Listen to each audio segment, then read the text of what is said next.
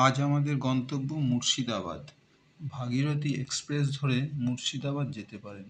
মুর্শিদাবাদ যেতে ভালো সময় হলো সকাল 6:50, যেটি কলকাতা স্টেশন থেকে ছাড়ে। এছাড়া যে কোনো লালগোলা লোকাল ধরে আপনি চলে যেতে পারেন মুর্শিদাবাদ। মুর্শিদাবাদের সবথেকে জনপ্রিয় দ্রষ্টব্য হাজারদুয়ারি প্রাসাদ থেকে 4 কিলোমিটার উত্তরে আছে এই কাঠগোলা বাগান বাড়ি।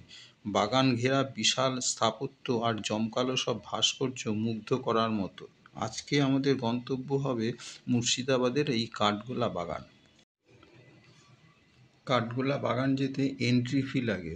এন্ট্রি ফি একজনের 30 টাকা।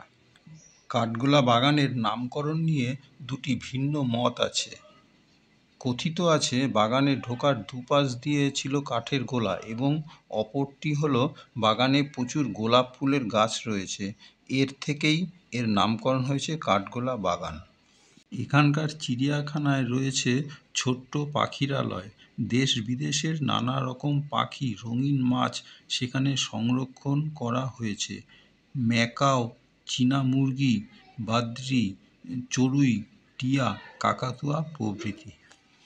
কাঠগোলা বাগান, যা 1873 সালে ধনপত সিং দুর্গা এবং লক্ষ্মীপত সিং দুর্গার দ্বারা নির্মিত হয়েছিল। প্রাসাদের একটি অংশ সংস্কারের জন্য একজন ফরাসি স্থপতিকে নিয়োগ করেছিলেন। একজন বাঙালি স্থপতিও জড়িত ছিলেন। এখানে বেশ কিছু জৈন মন্দির আছে, হিন্দু মন্দিরও রয়েছে। জৈন তীর্থঙ্করদের 17টি ছবি এখানে রয়েছে। ভেতরে প্রবেশের পর বাঁদিকে একটি জলপূর্ণ সুড়ঙ্গ দেখা যায়।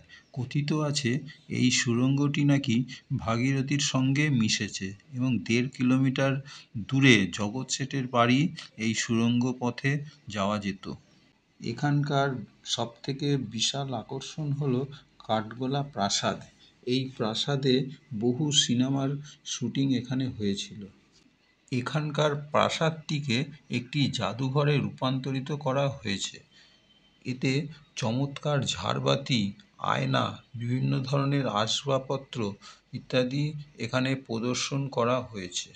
বাগান বাড়ির সামনেই রয়েছে বিরাট আকারের পুকুর, যেখানে রঙিন মাছ এবং রাজহাঁসেরা আপন মনে বিচরণ করছে। বাড়ির ভেতরে রয়েছে রাজ পরিবারের ব্যবহৃত বিভিন্ন আসবাবপত্র সহ নানাবিধ জিনিসপত্র, 2-4টি পুরনো বইয়ের আলমারি ও দলিল দস্তাবেজ প্রভৃতি।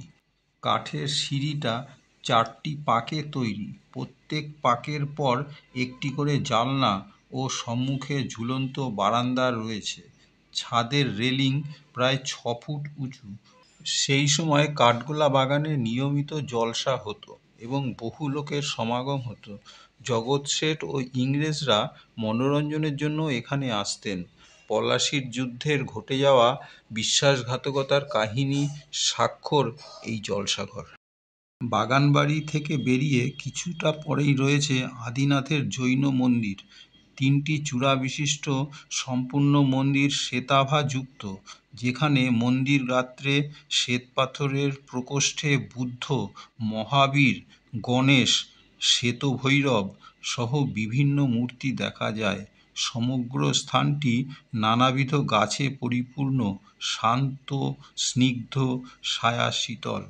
আমার এই ছোট্ট উপস্থাপনাটি যদি আপনাদের একটু ভালো লেগে থাকে তাহলে লাইক এবং সাবস্ক্রাইব করবেন।